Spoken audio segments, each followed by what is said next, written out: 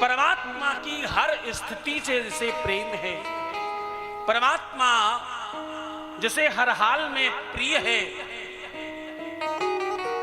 और परमात्मा की हर रजा में जो राजी है, चाहे पुष्प हो और चाहे कांटे, चाहे सुख हो और चाहे दुख हो, हर स्थिति परमात्मा की बनाई है। उसमें जब तुम राजी रहोगे तो दुख में सुख लाने की जिम्मेदारी किसकी? महादेव की। आप पूरे आनंद से बैठे। आज फिर हमारे घर में परिवार में बच्चे थोड़े ज्यादा हैं। मैं फिर आपको कहूं कि वो बड़े सौभाग्यशाली होते हैं जिनके घर अधिक लोग आ जाए। जिसको जहां जगह मिले सानंद बैठ जाइए, ये तो परमात्मा का घर है। हमें याद है, हम लोग बचपन में जब कहीं धर्म की जगह में जाते तो दूर जमीन पर बालुका में रेत पर बैठकर आनंद करते। लगता कि ये सबसे बड़ा धर्म है, क्योंकि हमें तो उस समय बालू में, मिट्टी में, हर बच्चे को लगता है ना खेलने में आनंद है। हम सब बच्चे तो हैं भगवान के, जहां बैठे हो। और इस बार तो तुम सब बहुत छोटे बच्चे बन गए हो। इस बार महादेव के तुम सब सच्चे, अच्छे और निष्ठावान बच्चे हो। इस बार तो तुम सब मिट्टी से खेल रहे हो, तुम भगवान बना रहे हो। हाँ? वही वाली बात फिर कह रहा हूं। एक मूर्तिकार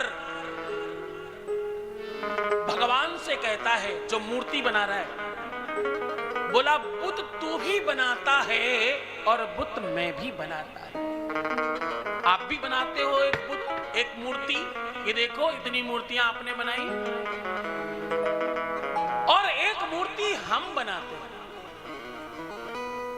बुद्ध तू भी बनाता है, बुद्ध मैं भी बनाता है, लेकिन तेरा बुद्ध मेरे बुद्ध के आगे सर झुकाता है। हाँ? आज जो तुम बना रहे हो,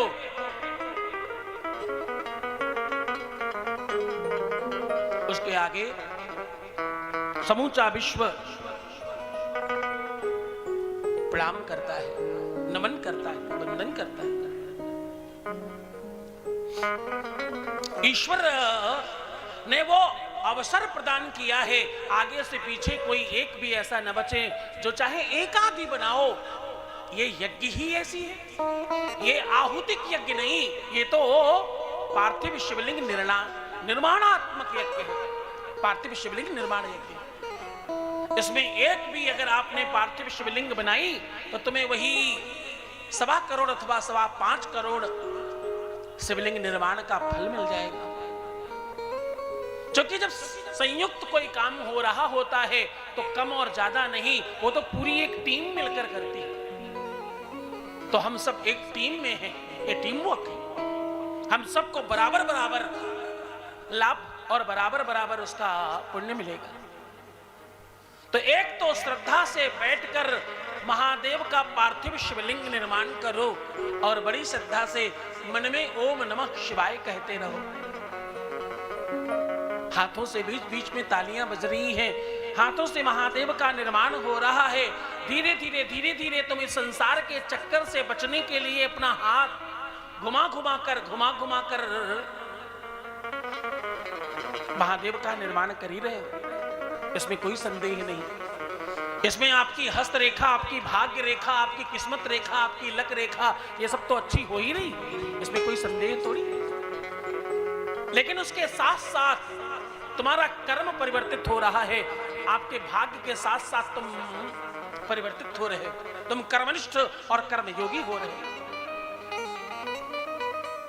केवल बैठकर कथा नहीं सुन रहे। इस बार तो तुम्हारा एक एक क्षण, एक एक पल पूरा सदुपयोग हो रहा है। वैसे हो सकता है मन यहां वहां चला जाता, इस बार तो शिवलिंग टेढ़ा ना हो जाए, इसलिए पूरा ध्यान उधर ही है। भगवान शिव में मन लगेगा ही, हाथ में कुछ काम है ना, तो ध्यान वहां जाना ही पड़ेगा। आंखें वहां जाएंगी तो मन वहां जाएगा, मन वहां जाएगा तो बुद्धि वहां जाएगी, तो चित्त भी वहीं जाएगा ना। जरा सोच कर देखिए। इस बार आपका मन, आपकी धारणा बिल्कुल अलग है। लोग घरों घरों से अपने अपने घर में जो बैठ रहे तमाम करोड़ों करोड़ों भक्त हैं, वो सब भी बना रहे हैं, वो सब भी निर्माण कर रहे हैं। किसी घर के छोटे छोटे बच्चे, किसी घर में बूढ़े बड़े लोग, कोई अपने मंदिर में रखकर पूजन कर रहा है, कोई अपने घर में रखकर पूजन कर रहा है। मुझे कनाडा में एक भक्त का फोन आया। वैसे तो कनाडा में बैठ के बहुत लोग बना रहे हैं, अमेरिका में बैठ के बहुत सारे लोग बना रहे हैं, लंदन में बैठ के बहुत सारे लोग बना रहे हैं। पीछे लंदन गया, वहां तकरीबन 1000 लोगों ने गुरु दीक्षा प्राप्त करी, तो वो सब तो बैठ के बना ही रहे।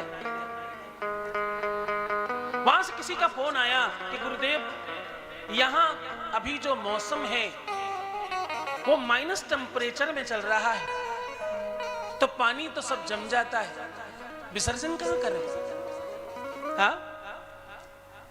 तो मैंने कहा विसर्जन की जो परंपरा है, विसर्जन का जो भाव है, विसर्जन करने की जो पद्धति है, वो जल में ही नहीं है। आप जल में भी कर सकते हैं, आप थल में भी कर सकते हैं, आप जमीन में खोद कर सकते हैं, पुष्पों में ढक सकते हैं।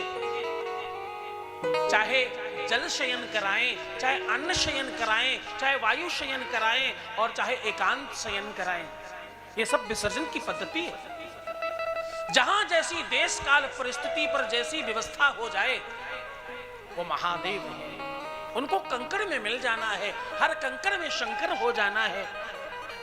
तो आपने जहां से मिट्टी लेकर बनाया है उसी में दोबारा करके, अथवा अपने ही घर में एक बड़ा टप लेकर उसमें जल, गंगा जल, दूध, पंचामृत आदि इत्यादि डालकर उसमें विसर्जित कर दीजिए। घर में मन चंगा तो कठौती में, हाँ हाँ क्या, हाँ क्या, गंगा। जरा जोर से कहो ना। शिवरात्रि में कौन कौन व्रत रहने वाला है? सच्ची चलो, हमने 56 भोग बनवाने का प्राविधान रखा था, पर क्योंकि तुम सब लोग व्रत हो, इसलिए उस दिन का भंडारा कैंसिल कर देना चाहिए।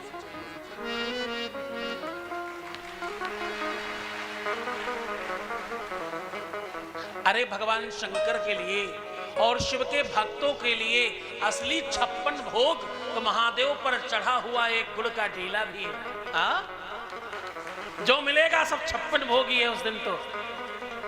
उस दिन तो महादेव में रहना है।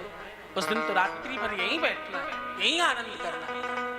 इधर ही बैठकर रात्रि भर हम लोग साधना करेंगे। जिनके लिए संभव हो सके वो सब सादर आमंत्रित। 4 प्रहर की पूजा करेंगे हम लोग उस दिन, जिनके लिए संभव हो, जिनकी श्रद्धा विश्वास हो, सामर्थ्य हो और पारिवारिक व्यवस्थाएं अनुकूल हो जिनके इस दिशा में, क्योंकि सब देखना है, वो सब सादर आमंत्रित है। किसी के लिए जबरदस्ती नहीं और किसी को रोकने की बात पे नहीं कि आप नहीं आ रहे।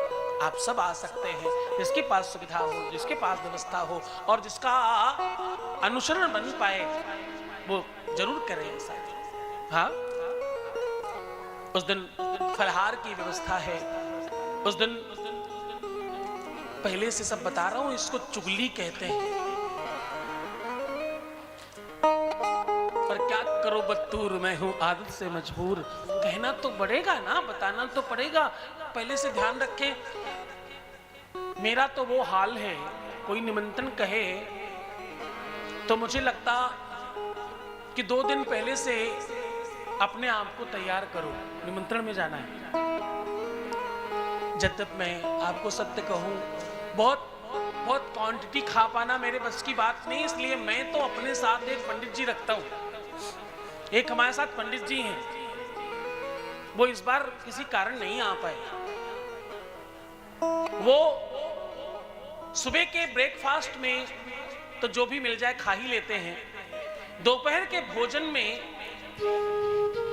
अगर हाथ से बनाई हुई मोटी रोटियां हो तो, पतली वाली रोटियां तो वो नहीं खाते, वो मोटी रोटियां खाते और खुद बनाते हैं।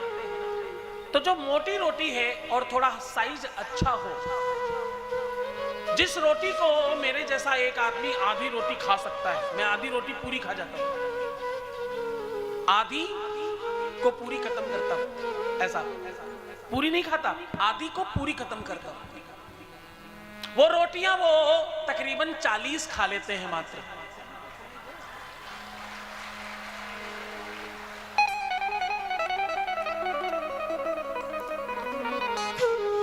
उसके साथ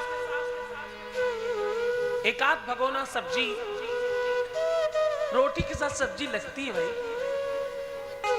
एक आध भगोना दाल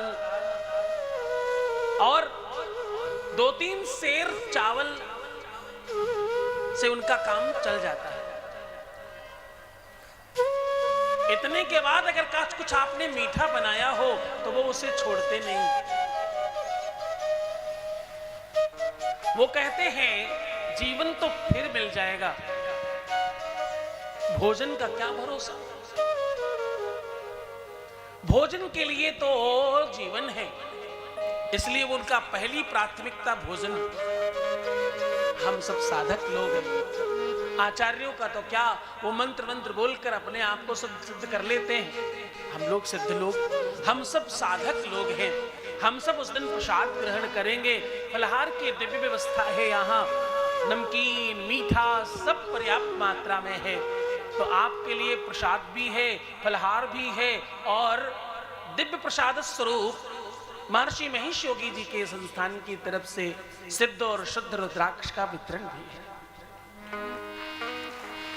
हम पूरा प्रयास करेंगे कि अगर कल की पूजन में हम सम्मिलित कर सकें तो परसों कथा के बाद वितरित करें, अन्यथा रात्रि पूजन के बाद तो वो वितरित होंगे ही, उसमें कोई संदेह नहीं। रात्रि पूजन के बाद तो 100% वो वितरित होंगे, इसलिए ज्यादा से ज्यादा लोगों को खींच कर लाओ और सबको बताओ कि शिव महापुराण में सिद्ध और शुद्ध रुद्राक्ष मिल रहे हैं। महादेव के 19 अवतार हुए। इन सब बातों में हम लोग भूल न जाएं। एक और संत हैं, उनकी बात मुझे याद आ रही। वो किसी के घर भोजन करने गए, सारा कुछ परोस दिया गया। एक बूढ़ी अम्मा अपने पास में थाली पापड़ की रख कर के भूल गई, वो नहीं परसी। अब कभी कभी ज्यादा मिल जाए उस तरफ ध्यान कम होता है, जो नहीं मिले उस तरफ ध्यान ज्यादा होता है। जो मिल गया वो कम है, वो थोड़ा है, जो नहीं मिला वो ज्यादा होता है। हमेशा ये भाव रहता है इंसान का। तो बार बार परेशान, बार बार इधर उधर की बातें करें और ध्यान थाली की तरफ ले जाएं। जब नहीं गया तो बोली माता जी, हाँ जी मुनिवर जी कहिए। अरे मैं आ रहा था आपके यहाँ निमंत्रण में, मुझे रास्ते में एक बड़ा भारी सर्प मिला। अरे फिर क्या हुआ? वो सांप बहुत बड़ा था। कितना बड़ा होगा? अरे यहां से लेके जैसे आपकी वो पापड़ वाली थाली यहां, अरे मैं पापड़ तो परोसना भूल गई आपको। अरे नहीं मैं तो सर्प की बात कर रहा था कि यहां से लेके जैसे पापड़ वाली थाली वहां तक रहा होगा। तो कहने का सीधा अभिप्राय कि या तो जीवन इसलिए हो, हम इसलिए जिंदा हो कि भोजन करना है, अथवा इसलिए थोड़ा सा भोजन करें कि जिंदा रहना है, हाँ स्वस्थ रहना है। आयुर्वेद कहता है अल्पहार, थोड़ा आहार करने वाले लोग ज्यादा स्वस्थ रहते हैं और दीर्घायु रहते हैं। तो हमेशा प्रसाद की तरह सायंकालीन तो कम से कम भोजन करना चाहिए, शिव महापुराण कहते हैं। तो महादेव के 19 अवतार हुए। 19 अवतारों में से कुछ महत्वपूर्ण अवतारों पर चर्चा कर रहा हूं। एक अवतार इनका अवधूत का हुआ। अवधूत अवतार में महादेव के प्रत्येक अवतारों में महत्वपूर्ण एक बात, हर बार अभिमान को और तुम्हारे साधन और साधना में भेद को परमात्मा सबसे पहले देखते हैं। एक साधक को अपने साध्य के प्रति साधना संपन्नता पर चर्चा करनी चाहिए। एक साधक साधना संपन्न हो अपने साध्य के लिए तो वो साधन संपन्न भी हो जाएगा। इंद्र और बृहस्पति एक बार इंद्र महादेव के दर्शनार्थ कैलाश को जा रहे थे और मार्ग में ही बहुत बड़ी बड़ी अपनी बातें अपना स्वयं का यशगान कर रहे थे। मैं इंद्र हूं।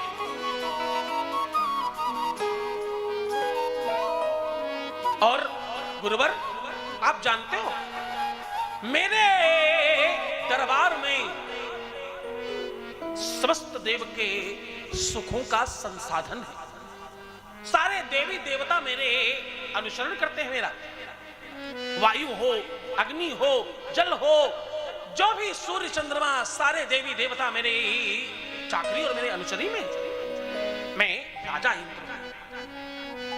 मैंने अपनी तपस्या और अपनी साधना के बल पर मैंने अपने ताकत से इस पद को प्राप्त किया है। इसमें कोई सानी थोड़ी है। मुझे कुछ उधार नहीं मिला, मैंने सब अर्जन किया है। अभिमान पूर्ण शब्द बोलता है। एक बात कहूं, अभिमान भी किस बात का? बखान क्या करूं मैं राहों के ढेर का, चपटी भभूत में खजाना कुबेर का। क्या कहें, इंसान कौन? हम सब राख का ढेर है साहब। क्या अभिमान? किस बात का अभिमान? किस बात का मान? अभिमान आपके उस विमान के लिए बाधक है जो परमात्मा जिस पर बैठकर आता है। उस विमान का बाधक है जिसमें सुख बैठकर आता है।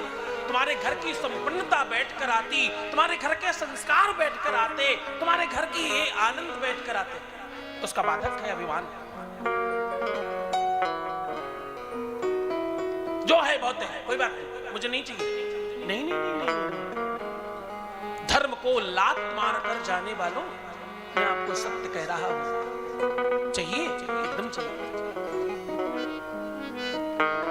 तुम कौन सी बात सुनने के बाद राम ने कहां जन्म लिया, कृष्ण ने कहां जन्म लिया, किसके पिताजी का क्या नाम है, किसकी माताजी का क्या नाम है, किसकी संतानें कितनी हैं, ये जानना अच्छा है, लेकिन उपयोगी तब है जब तुम्हारे जीवन में उसका प्रभाव पड़े, तुम परिवर्तित हो जाओ, तुम्हारी सूझ, तुम्हारी बूझ और तुम्हारा आचरण अनुसरणीय हो जाए तो अच्छा है। अन्यथा न तो सोना काम आएगा, न चांदी आएगी, न सोना काम आएगा, न चांदी आएगी। कर जिस दिन मौत की सहजादी आएगी, सच सच कर जिस दिन मौत की सहजादी आएगी। सोना तो सोना काम आएगा, चांदी आएगी, न सोना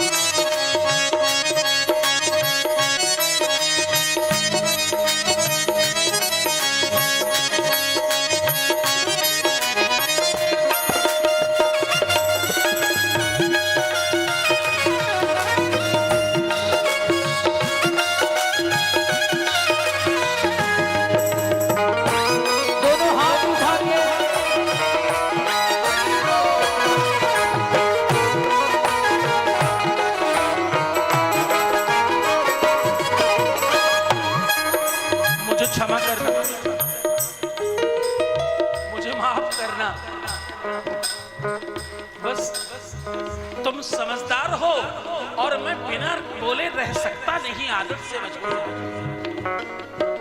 केवल युवा लोग जिनका दिल बड़ा जवान है, जो बहुत यंग है, जो बूढ़े लोग भी यंग हैं, उनके लिए सिर्फ न तो सोना काम आएगा, चांदी आएगी, ना सोना काम आएगा, ना चांदी आएगी।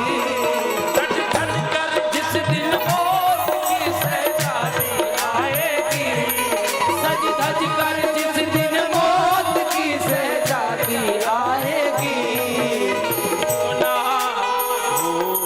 ना तो सोना आएगा, ना चांदी आएगी, ना सोना काम आएगा, ना चांदी आएगी।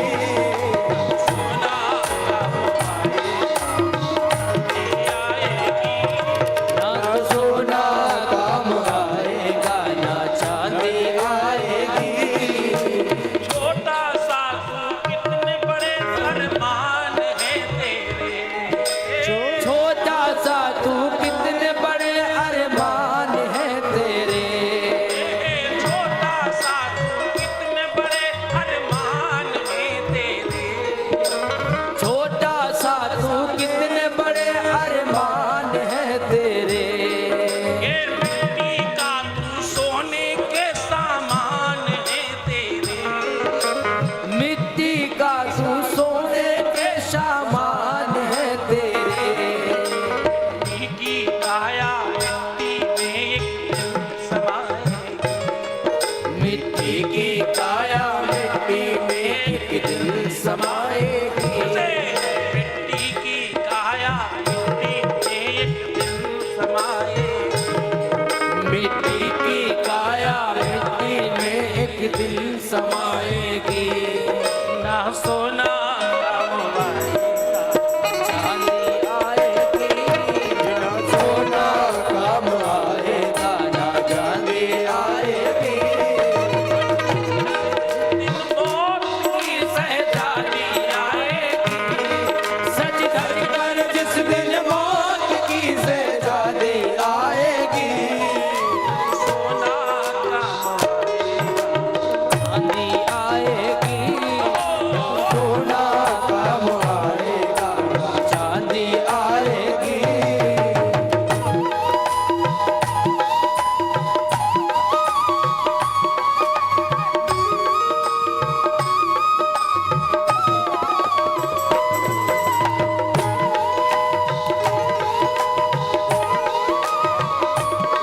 हरि बोल।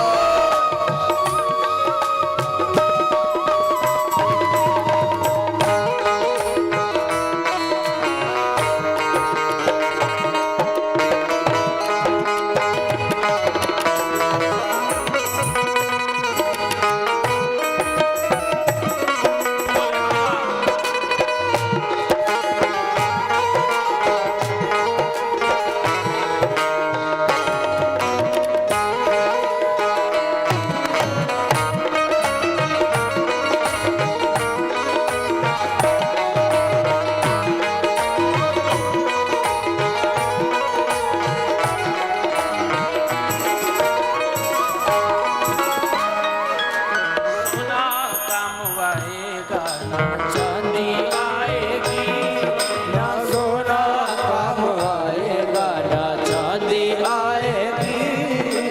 कच्ची पिंजरा तोड़ के राजा पंछी पिंजरा खोल के छोड़ के राजा, आज कच्ची पिंजरा तोड़ के राजा पंछी पिंजरा तोड़ के राजा। माया के बंधन सारे तोड़ के राजा, माया के बंधन सारे तोड़ के आजा। दिल की धड़कन प्रभु से शंभु जोड़ के आजा, दिल की धड़कन शंभु से जोड़ के आजा। ना सो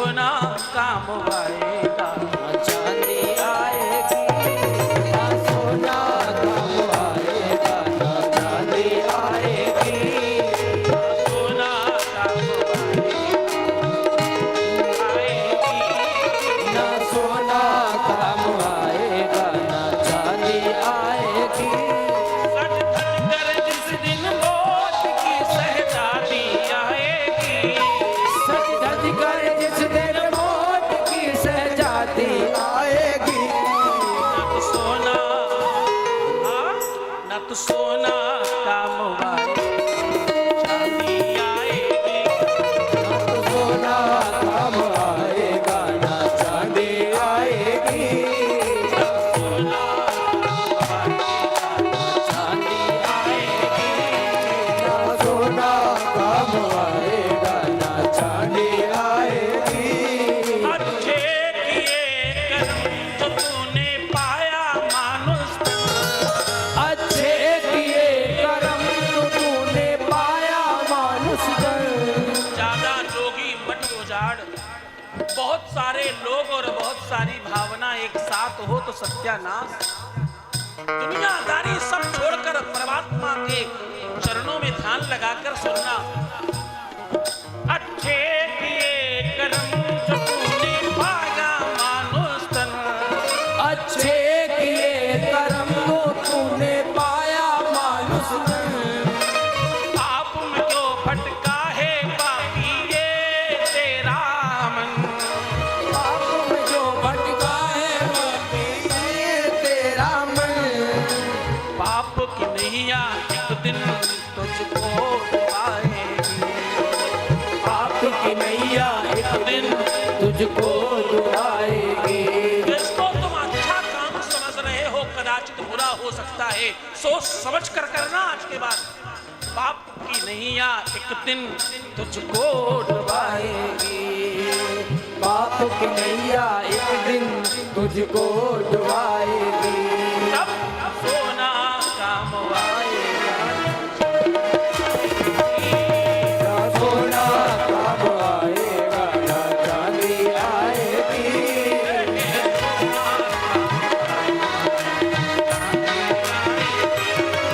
ना सोना काम आएगा ना चांदी आएगी।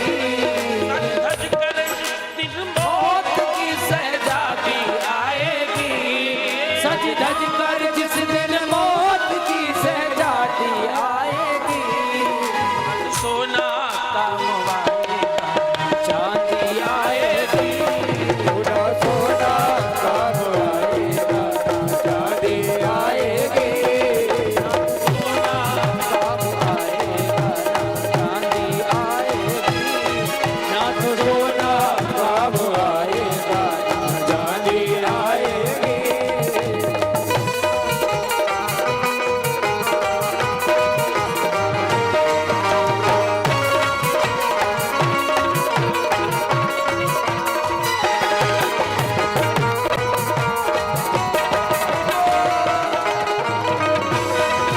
दोनों हाथ उठा के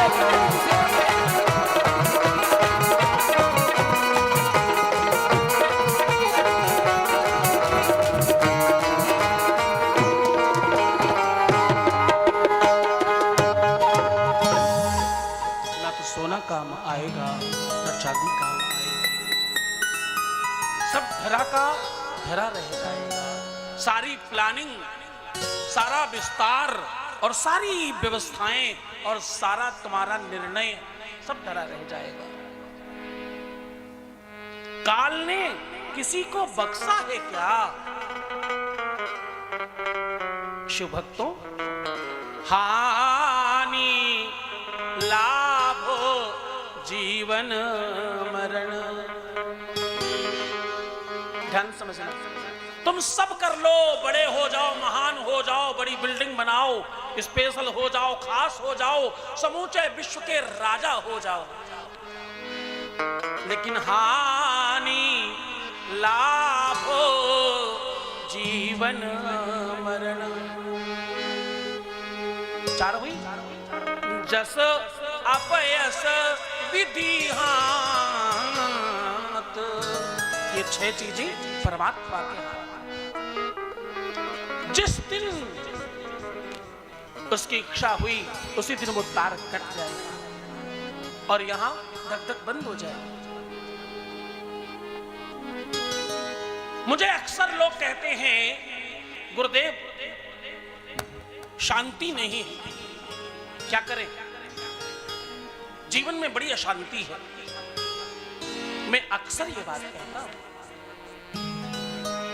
अशांति में ही शांति है, अन्यथा शांति शांति तो अंत में है।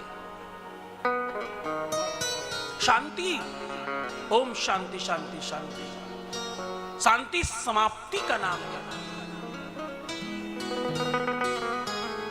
जब तक लय है, अशांति मतलब ले। वो जब आप वेंटिलेटर पर डाले जाते हैं, वेंटिलेटर मतलब लाइफ सपोर्टिंग सिस्टम, उस पर जब आप डाले जाएं तो उस पे ऐसे ऐसे ऐसे ऐसे ऐसे ऐसे कैंडल्स बन रही होती ऊपर नीचे। जब तक वो कैंडल बन रही हैं तब तक तुम हो अथवा मैं हूं। कैंडल बनी बंद, शांति। हाँ, जब तक लय है जीवन में तब तक तुम हो, अन्यथा तो प्रलय है उसके बाद। स्वाहा, फिर क्या? अशांति में ही शांति है बच्चों। शांति ढूंढने के लिए दुनिया में मत भटको।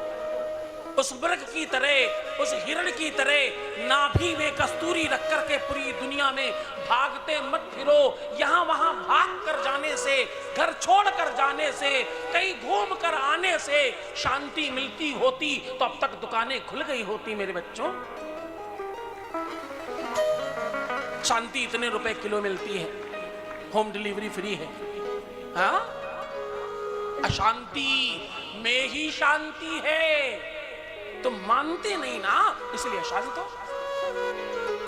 अशांति में शांति है। बच्चे शोर कर रहे हैं, ओ माय गॉड, मेरे बच्चे शोर कर रहे हैं। ओ वाह, क्या बात, बहुत अच्छा, खेलो खेलो और अच्छे से खेलो, बहुत बढ़िया, बहुत अच्छा। हाँ, बच्चा चीख रहा है, रो रहा है। माय गुडनेस, हमारा बच्चा रो रहा है। हाँ, रो रहा है, रो रहा है। क्या दूध दूध दो, कुछ कुछ कुछ खिलाओ, इसको पिलाओ। अशांति में शांति है। तुम मानते नहीं, तुम जानते नहीं, बस इतनी सी बात है।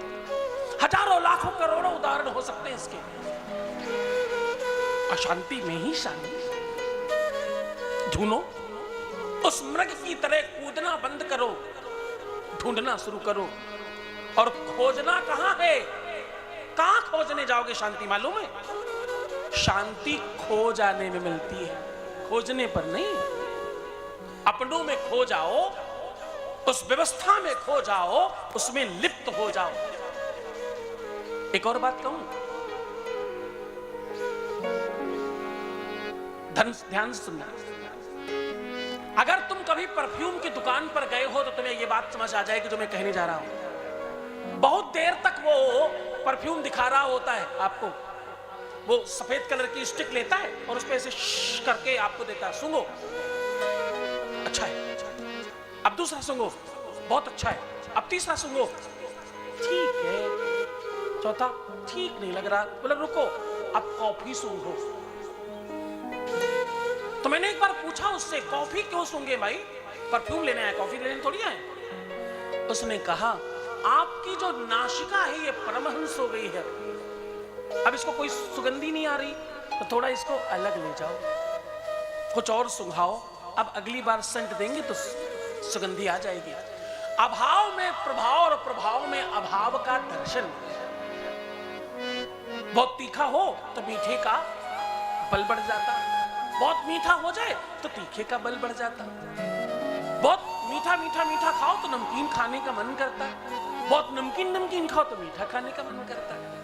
अभाव में प्रभाव और प्रभाव में अभाव, ये दोनों एक दूसरे के पूरक ही जीवन है और इसी में शांति है। इससे भागना अशांति। तुम जिसको अशांति कहते हो ना, बस वही शांति है। तुम उसे समझ नहीं पा रहे। उसी में शांति है, छुपी हुई शांति। उसको तलाशो, उसको ढूंढो। उस माहौल से, उस व्यवस्था से, उस संसाधन से, उस तारतम्य से प्रेम करो, शांति हो जाएगी। शांति अलग से नहीं आएगी, उसी में मिल जाएगी। तो इंद्र और बृहस्पति महादेव के दर्शनार्थ जा रहे हैं और इंद्र का अभिमान बढ़ गया। इंद्र का अभिमान बढ़ा। बृहस्पति जी ने जब तक समझाया, इंद्र नहीं माने। इंद्र ने कहा नहीं नहीं, मैं जो कह रहा हूं ये पूर्ण सत्य है। इनका मान मर्दन करने के लिए, अभिमान चूर करने के लिए महादेव ने एक वेश बनाया ब्रह्मचारी का। एक संत का वेश बनाया, अवधूत संत का वेश बनाया और रास्ते में इंद्र को रोक लिया। इंद्र तो अपने अभिमान में थे, अपनी कहानियां बता रहे थे, अपना शौर्य बखान कर रहे थे। और एक बात कहूं, जिस समय तुम अपने शौर्य का बखान कर रहे होते हो, जिस समय तुम अपना जेवर, अपना हीरे वाला हार, तगड़ी वाली अंगूठी और न जाने क्या क्या कितना गिनाऊं, हाँ, वो जब तुम प्रदर्शित कर रहे होते हो और जब तुम बड़ी आंखें करके मटक के बात कर रहे होते हो, उस समय कोई भी सामने आ जाए आप कुछ नहीं समझते उसको। इंद्र का यही हाल है। अवधूत एक वृद्ध ब्राह्मण सामने खड़ा है, एक संत वेश में कोई सामने खड़ा है और उसने इंद्र को रोक दिया। इंद्र ने वज्र का प्रहार किया, मैं इंद्र हूं, सामने से हट जा।